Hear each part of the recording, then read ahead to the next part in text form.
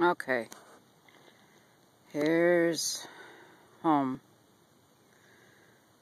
and we have elk visiting every once in a while. But Chris can see them. Chris lives across the street. She can see them.